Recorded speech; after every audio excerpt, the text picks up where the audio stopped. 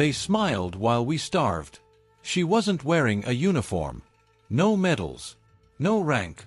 Just a white blouse, leather boots, and a face that would soon terrify the world. Her name was Irma Grese. She was 22, and she was about to become one of the youngest women ever executed for crimes against humanity. But she wasn't alone. Behind her stood a group of women, secretaries, nurses, guards. All ordinary, all human, and all complicit in one of the most nightmarish places the modern world has ever known. Bergen-Belsen. What these women did behind its barbed wire is hard to describe. But what happened after they were caught is even harder to stomach. Because when justice came, it came publicly. And it came swinging from a rope. She laughed as she whipped my mother, one survivor said. I watched her choose who lived, and who was taken away. But how did it get to this? How did women, some barely out of their teens, become symbols of such cruelty, and eventually the first to hang? This is the forgotten story of the Bergen-Belsen female guards, and the public execution that made history. Bergen-Belsen, hell on earth. Bergen-Belsen wasn't built to be a death camp. In fact, when it opened in 1940, it was just a prisoner of war camp, run by the German army for captured soldiers. But by 1943, the SS had taken over, and what began as a holding facility mutated into a factory of suffering. Located in northern Germany, far from the notorious gas chambers of Auschwitz, Bergen-Belsen was supposed to be a less lethal camp. But that was a lie. In its final months, more people died in Bergen-Belsen than in some entire concentration camps. Here's why. Food supplies had collapsed. Water was contaminated. Disease spread like wildfire. Corpses lay unburied for weeks. At its peak, 500 people died there every single day. By the time British soldiers arrived to liberate it in April 1945, over 50,000 people had already died in Bergen-Belsen. We had seen horror, one British officer later recalled. But nothing prepared us for this. From the abyss. When Allied troops entered the camp, they found bodies stacked like firewood, survivors too weak to speak or stand, rats feeding on the dead, children wandering between the corpses, still clutching their dead mothers. Footage captured by British cameramen later shocked the world. This wasn't a battlefield. It wasn't a prison. It was a graveyard with breathing victims still inside. And among the figures walking between the dying, young women in SS jackets, some smiling, some laughing. The women behind the wire. They were not soldiers. They didn't carry rifles into combat. But in the Nazi concentration camp system, these women became instruments of terror. And nowhere was that more visible than at Bergen-Belsen. Who were these women? By 1945, over 3,500 women had served as SS guards across the Nazi camp network. They were recruited from ordinary life, secretaries, factory workers, farmers' daughters. Most had no military background. But the SS didn't want experienced soldiers. They wanted people who could be molded, shaped by ideology. We weren't told everything at first, one female guard later admitted. Just that we would be serving the fatherland, helping with logistics.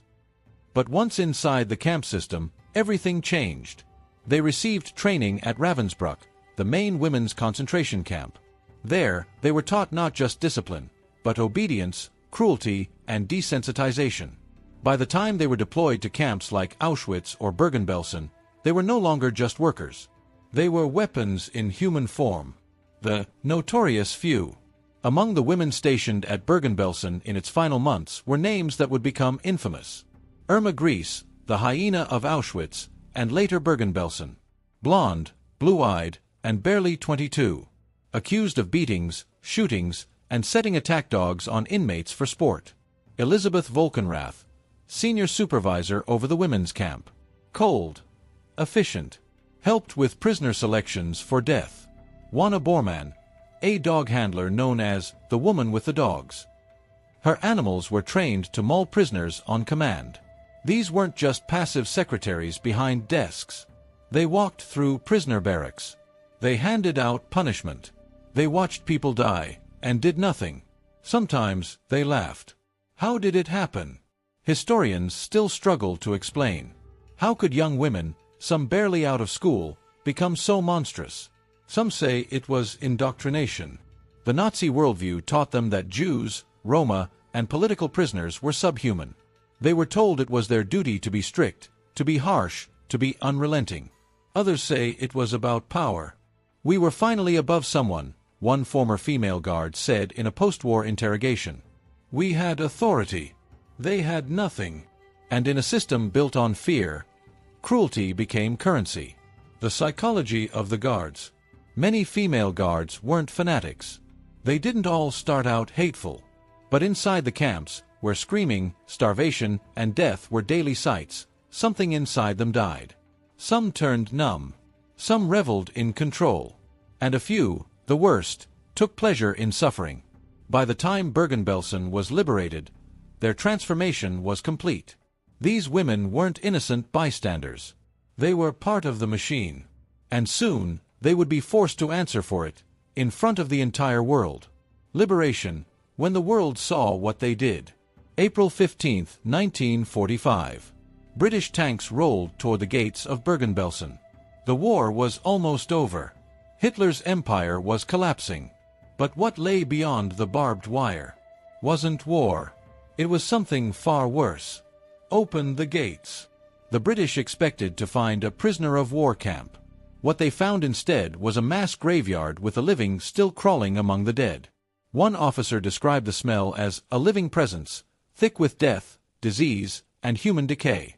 They saw naked corpses stacked like logs, children with vacant eyes, men and women with bones pushing through gray skin, typhus epidemics killing dozens every hour. British soldiers, battle-hardened from years of war, wept, vomited. Some never spoke of it again. "It was hell," said BBC correspondent Richard Dimbleby. "There is no other word for it. I couldn't believe such things could happen in the 20th century." The cameras kept rolling. Unlike the earlier Soviet liberation of Auschwitz, the British brought film crews. And what they captured became some of the most haunting footage of the Holocaust ever recorded. Survivors too weak to move. Bulldozers pushing bodies into pits because there were too many to bury by hand.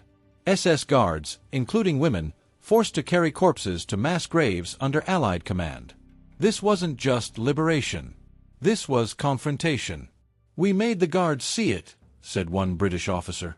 "We made them help us bury the dead. They had to look at what they had done." And the female guards? Many tried to disappear into the crowd of prisoners. Some shed their uniforms. Others claimed they were just typists or cooks. But the survivors recognized them. They remembered the beatings, the dogs, the smiles, the orders to march that led to death. "That one survivor whispered to a British officer, pointing at Irma Grese.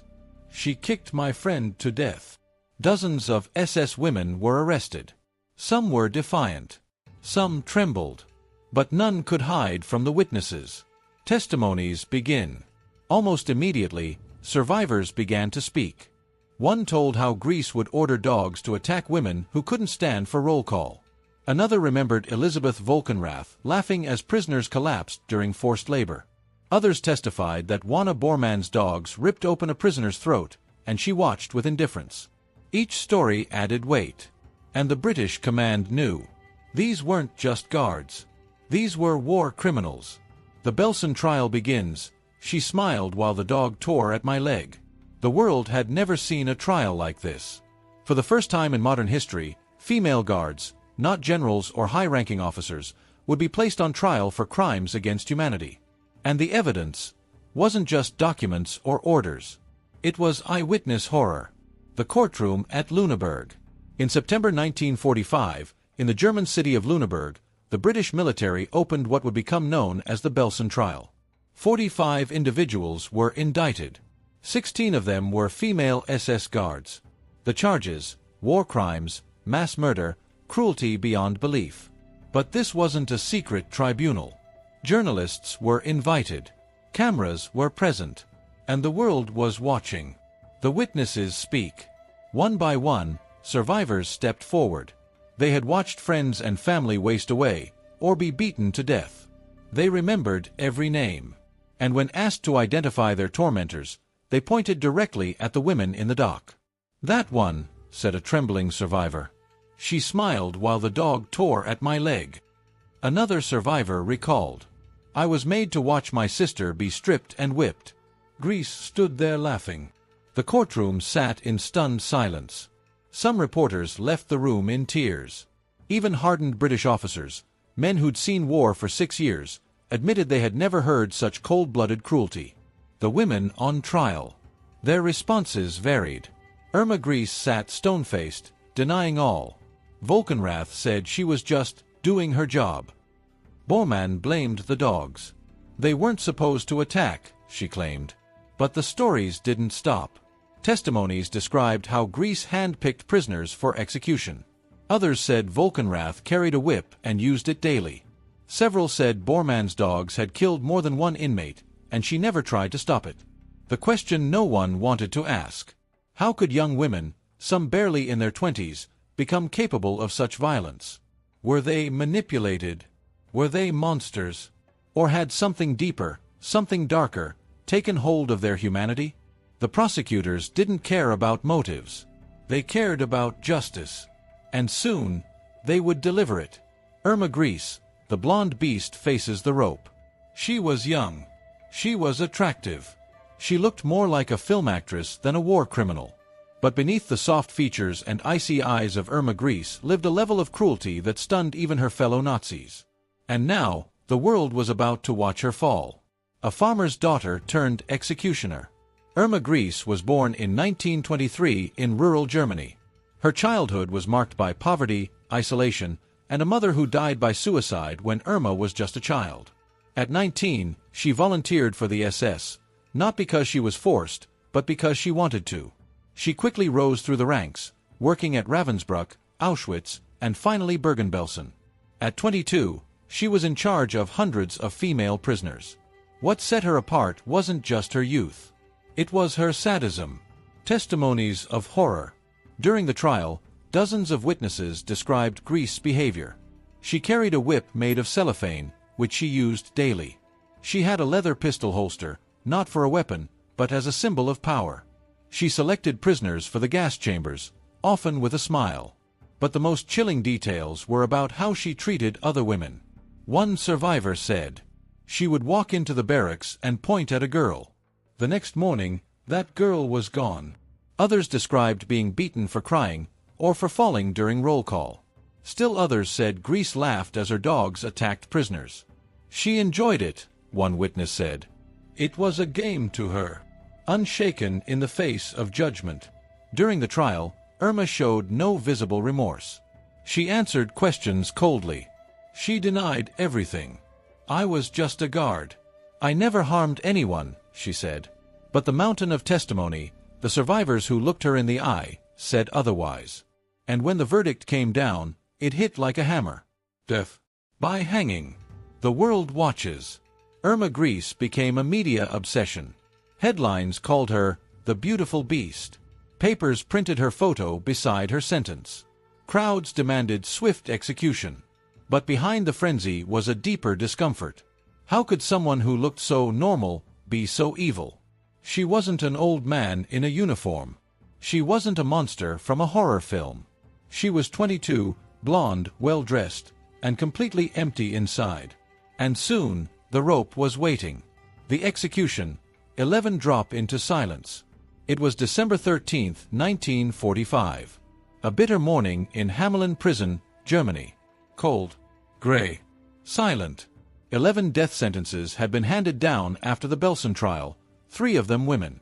And now, justice was ready to be carried out by the most famous hangman in Britain. The executioner, Albert Pierrepoint. Albert Pierrepoint was a quiet man. Efficient. Discreet. Deadly. He had hanged hundreds, from gangsters to spies to Nazi war criminals.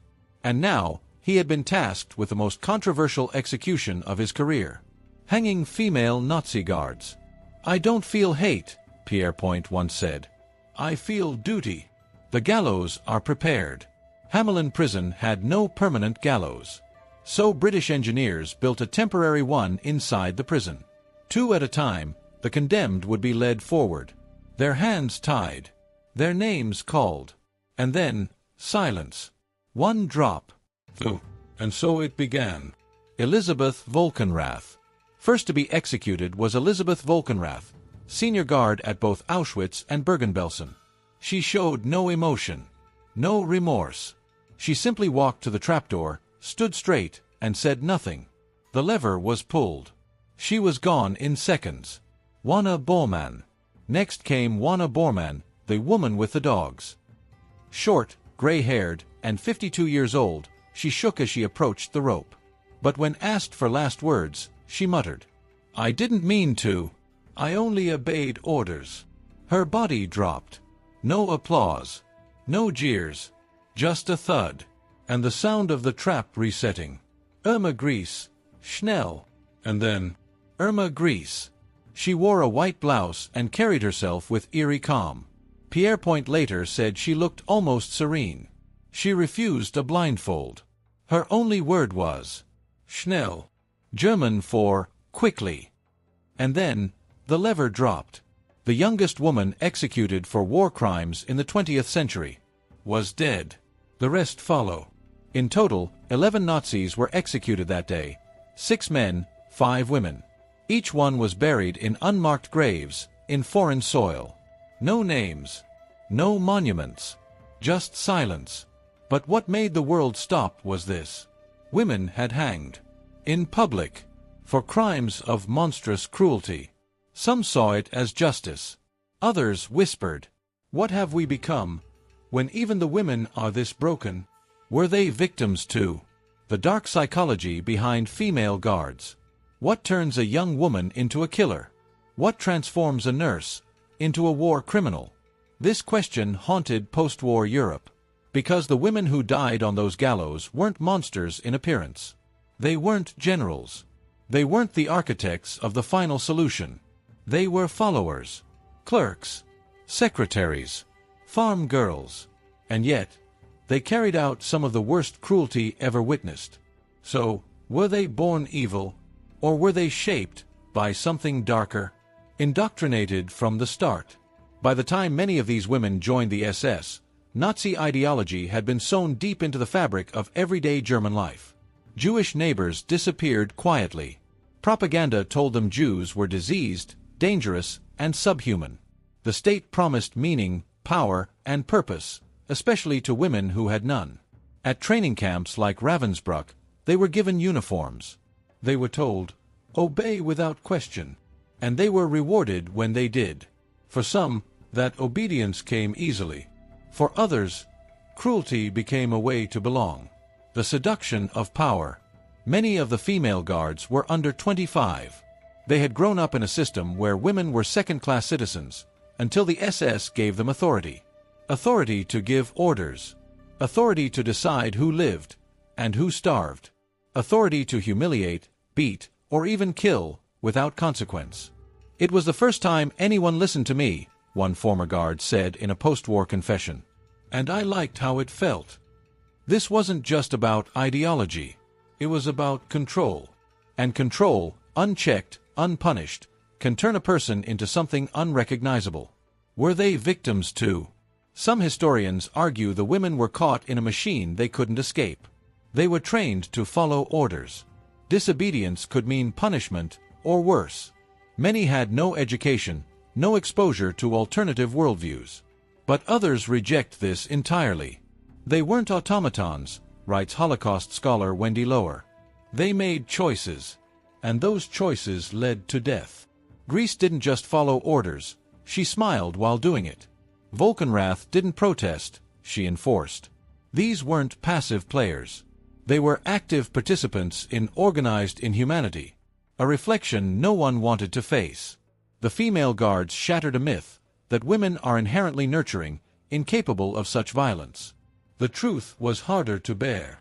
Evil has no gender, and when evil wears the face of someone soft-spoken, young, and beautiful, it becomes even more terrifying, because it reminds us, any system, even the one you're in, can shape you into something else. Justice or revenge. What their deaths really meant. When the trapdoors snapped open and the ropes went tight, the world took a deep breath. 11 Nazi criminals were gone, 3 of them women. Some said it was justice. Others said it was nothing more than revenge. But whatever it was, it marked the end of an era. History had been made. Never before had female perpetrators of genocide been executed on such a public stage. Newspapers ran their photos. Journalists debated their fates. Some readers mourned, not for the victims, but for the women who were hanged. Why?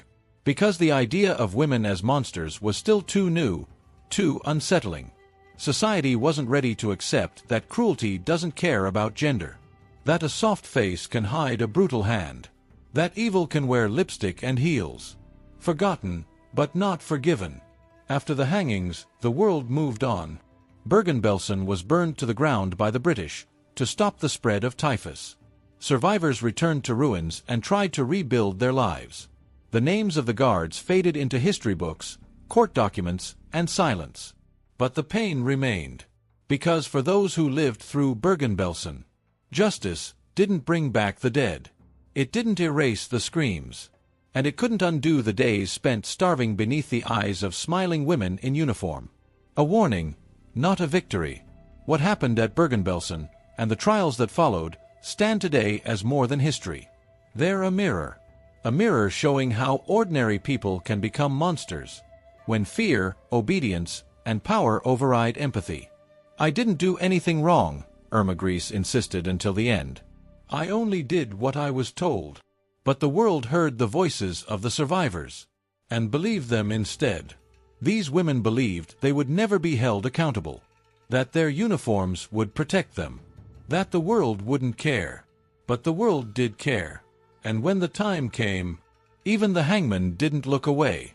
Their names may be forgotten, but the pain they caused will echo forever. If this story moved you, if it shocked you, you're not alone. Subscribe to History Stoic Insights for more buried truths and stories that were never meant to be forgotten. Comment below. Do you believe justice was served at Bergen-Belsen? Or was it vengeance wearing the mask of law? Share this if you believe history's darkest corners deserve to be known and remembered.